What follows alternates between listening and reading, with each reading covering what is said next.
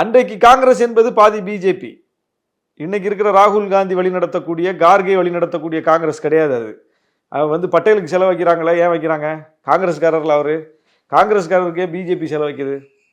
காந்திக்கு செலவைக்காத, நேருவுக்கு செலவைக்காத பிஜேபி பட்டேலுக்கு ஏன் செலவைக்குது?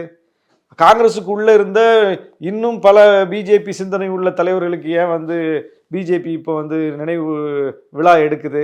ஏன்னா இவங்க பிஜேபிங்கிறது இப்போ ஒரு 40 வருஷ கட்சி. அன்னைக்கு அரசியல் நிர்ணய சபை உருவாக்கப்படும் போதோ, சட்டம் உருவாக்கப்படும் போதோ, நாடு சுதந்திரம் அடைந்த போதோ, அல்லது முதல் ஆட்சியின் போதோ, அமைச்சரவையின் போதோ காங்கிரஸ் மட்டும்தான் இருந்தது, பிஜேபிங்கிற கட்சி கிடையாது. அந்த பிஜேபிக்காரங்களும் அப்போ எங்கே இருந்தாங்க?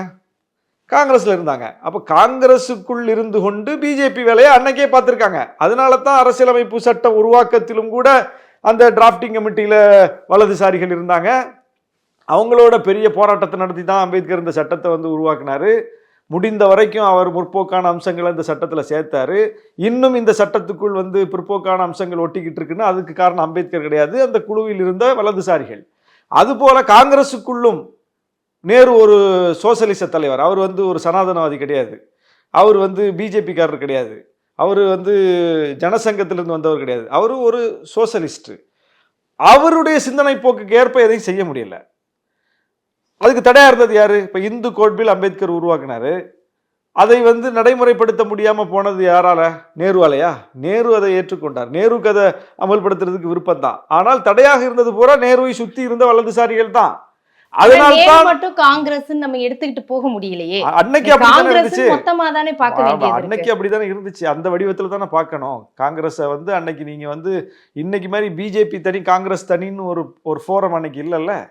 அன்னைக்கு காங்கிரஸ் ஒரு கட்சி தான், இவங்க பூரா அதுக்குள்ள பதுங்கி இருந்தாங்க. அதனால தான் பெரியார் முரண்பட்டார். இன்னைக்கு நம்ம பார்க்கிற ஒவ்வொன்றுக்கும் அடிப்படை அந்த அவங்களுக்குள்ள இடையில நடந்த முரண்பாடுகள் தான். இது ஏதோ யாருக்கும் தெரியாத மாதிரி அன்னைக்கு காங்கிரஸ் எதிர்த்துத, அன்னைக்கு காங்கிரஸ் எதிர்த்ததுன்னா எதிர்த்தாங்க, உண்மைதான். காங்கிரஸ் அம்பேத்கர் எதிர்த்தது என்பதை விட காங்கிரசிடம் அம்பேத்கர் முரண்பட்டார், காந்தியிடம் அம்பேத்கர் முரண்பட்டார், பெரியார் காங்கிரசிடம் முரண்பட்டார், அந்த கட்சியிலிருந்து வெளியேறினார். 100 வருஷம் ஆக போகுது அடுத்த வருஷம்.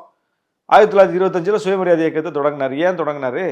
அப்போ அம்பேத்கர், பெரியார் போன்ற தலைவர்களால் அங்கே வந்து கொண்டு போக முடியல.